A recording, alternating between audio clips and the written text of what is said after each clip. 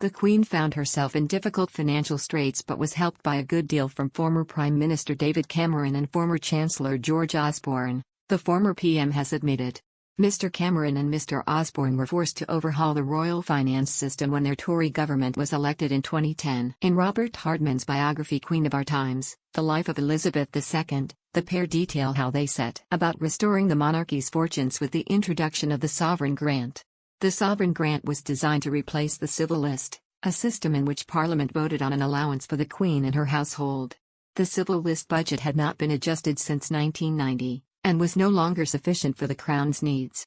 David Cameron told Mr Hardman, they were running out of money to fix things. With the sovereign grant, the funding comes from a percentage of the profits of the Crown estate revenue, initially set at 15% and reviewed every 5 years. Mr Cameron said, the Treasury saw an opportunity to do a big, bold reform and I think George Osborne relished it because the historian in him loved the idea of trying to fix this long-standing problem. I thought this was a great challenge for the relationship between Number 10 and the palace. Can we get this done? While it was at first thought that the Queen would not receive a huge amount more due to the impact of austerity, Crown estate revenues subsequently soared. Mr Osborne admitted they had more money than anyone expected because of how well the estate had been run. It was a generous deal, but Mr Cameron believes it was better that way. He continued, it was generous, but I don't mind. It was better to have something that was long-term sustainable.